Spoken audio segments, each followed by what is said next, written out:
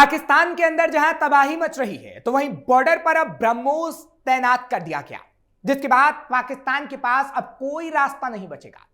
PoK से लेकर बलूचिस्तान और बलूचिस्तान से लेकर कराची तक मुनीर का आना तक मुश्किल होगा, क्योंकि उसके चीथड़े उड़ाने की तैयारी कर ली गई। परमाणु बम की धमकी देने वाला पाकिस्तान का कच्चा चिट्ठा आज खुलेगा, जिसमें पाकिस्तान की तबाही की स्क्रिप्ट होगी, जिसे पाकिस्तान के अंदर और बाहर दोनों जगह से लिखा जा चुका है।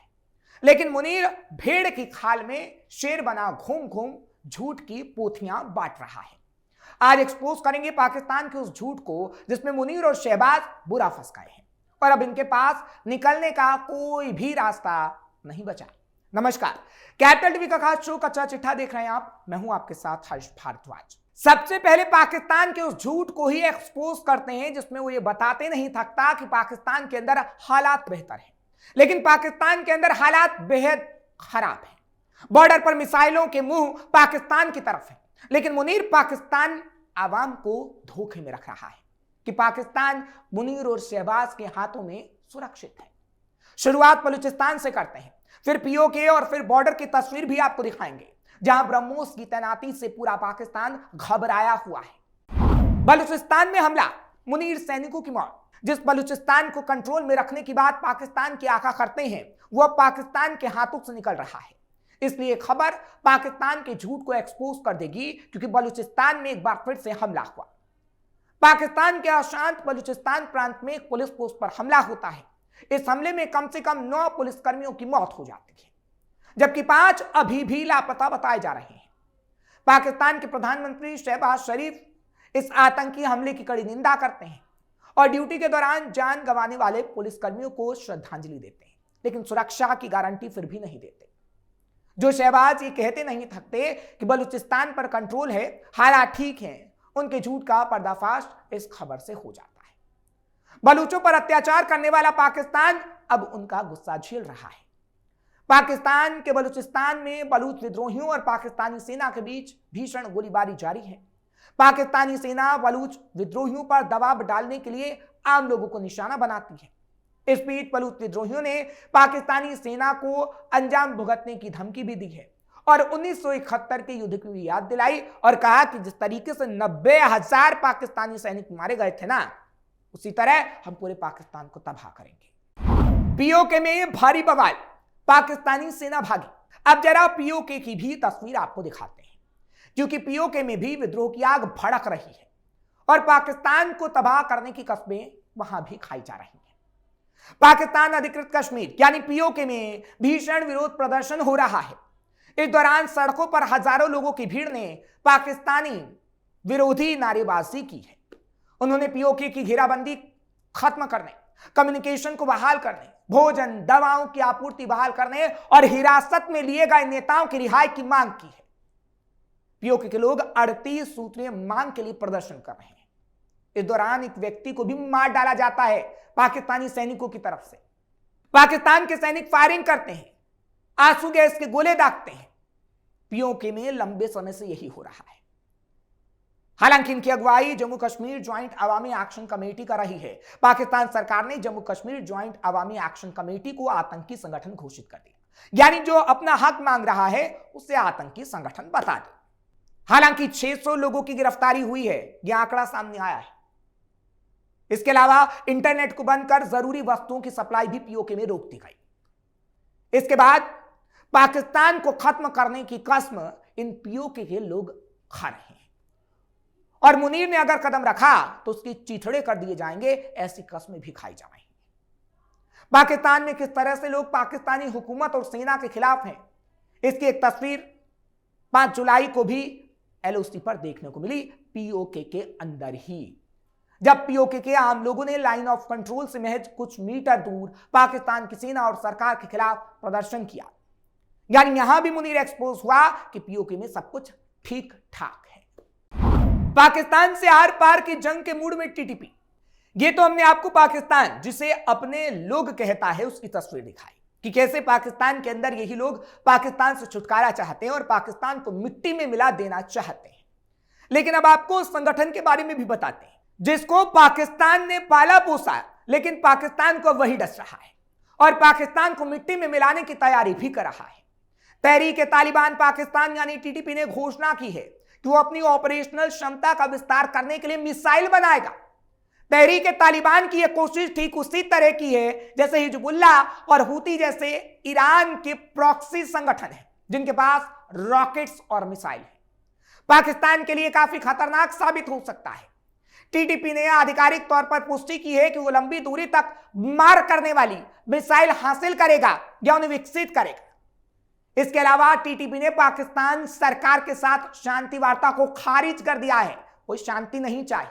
तहरीक-ए-तालिबान पाकिस्तान के प्रवक्ता मोहम्मद खुरासानी ने कहा है कि टीटीपी मिसाइल सिस्टम हासिल करने के लिए तेजी से काम कर रहा है। टीटीपी के प्रवक्ता कहते हैं कि वो अपनी ऑपरेशनल क्षमता में अपग्रेड करना चाहते हैं। अगर टीटीपी के प्रवक्ता की बात सही है तो पाकिस्तान में आने वाले समय में मिसाइल हमले होने की संभावना बढ़ जाएगी जो पूरे पाकिस्तान को मिट्टी में मिलाने का काम करेगा। अफगानिस्तान पाकिस्तान में लाएगा तबाही। चलिए, तो पाकिस्तान के अंदर कैसे तबाही मच रही है वो हमने आपको बताया, लेकिन पाकिस्तान के बॉर्डर पर भी पाकिस्तान को तबाह करने की तैयारी हो चुकी है।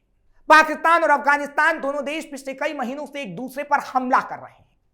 ये हमले इस्लामाबाद से लेकर काबुल तक पहुंच रहे हैं। पाकिस्तान अफगानिस्तान सीमा पर झड़पें तो आम बात हो गई हैं। इस कारण दोनों देशों के संबंध निचले स्तर पर आ गए हैं जो ठीक नहीं होंगे। ऐसे में आशंका जताई जा रही है कि दोनों देश कभी भी युद्ध का ऐलान कर सकते हैं और इस युद्ध में एक तरफ पाकिस्तान की भारी भरकम फौज है तो दूसरी तरफ रूस और अमेरिका जैसी महाशक्तियों को मात देने वाला अफगान तालिबान दावा करता है कि उसने ड्रोन का इस्तेमाल कर पाकिस्तानी सेना पर हमले कर डाले हैं। इन हमलों में कई लोगों के मारे जाने का दावा भी किया गया। अफगान तालिबान का कहना है कि उसने पाकिस्तान के अंदर कई हवाई हमले किए हैं और हवाई हमले वो जारी रखेगा। पाकिस्तान अफगानिस्तान सीमा पर तनाव चरम पर है और तालिबान ने भी पाकिस्तान को तबाह करने की कसम खा ली है। ब्रह्मोस की तैनाती से डरा पाकिस्तान अब दुनिया के नक्शे से मिट जाएगा। ये बात दावे के साथ हम इसलिए कह रहे हैं क्योंकि अब ब्रह्मोस का मुंह भी पाकिस्तान और चीन की तरफ मोड़ दिया गया। इंडोनेशिया से पीएम मोदी की तस्वीर आई। इंडोनेशिया ने कहा कि वो ब्रह्मोस मिसाइल बैटरी खरीद रहा है। इंडोनेशिया दक्षिण चीन सागर में चीन की आक्रामकता का मुकाबला करना चाहता है। वो अपनी नौसेना की तटीय सुरक्षा और हमला करने की क्षमता को अत्याधुनिक बनाना चाहता है। फिलीपींस पहले ही ब्रह्मोस खरीद चुका है, जबकि वियतनाम से ब्रह्मोस सौदा हो चुका है और अब इंडोनेशिया भी ब्रह्मोस खरीद रहा है। यह एक बहुत बड़ी डिफेंस डील है जिससे चीन और पाकिस्तान घबराए हुए हैं। भारत का ग्रेट निकोबार द्वीप समूह इंडोनेशिया के सुमात्रा द्वीप के समीप 150 किलोमीटर की दूरी पर ही है और भौगोलिक तौर पर इंडोनेशिया भारत के सबसे करीबी पड़ोसियों में से है। इसलिए इंडोनेशिया के साथ ब्रह्मोस मिसाइल सौदा भारत का बहुत बड़ा रणनीतिक दाव है। इंडोनेशिया के क्रिटिकल मिनरल्स पर चीन का कब्जा है और ब्रह्मोस सौदे का मतलब है कि भारत हिंद महासागर को सुरक्षित करने के लिए एक बड़ा कदम उठा रहा है और इंडोनेशिया और भारत की डील से पाकिस्तान भी बौखलाया है क्योंकि अब पाकिस्तान को भी ब्रह्मोस से डर सताने लगा है। ऑपरेशन सिंदूर में तो पाकिस्तान की घिघी बन गई थी क्योंकि पाकिस्तान के खिलाफ ब्रह्मोस का इस्तेमाल हो रहा था। कितनी खतरनाक है ब्रह्मोस मिसाइल? दुनिया की सबसे तेज क्रूज मिसाइल है। उड़ान के दौरान सुपरसोनिक स्पीड बनाती है। तेज गति के कारण दुश्मन को पस्त कर देती है, यानी दुश्मन पस्त हो जाता है। कुछ सेकंड में दुश्मन को तबाह कर देती है। इसकी रेंज 500 से 600 किलोमीटर तक की है। दुनिया का कोई एयर डिफेंस सिस्टम रोक नहीं सकता। ब्रह्मोस केवल कागजों या परीक्षणों तक सीमित नहीं है।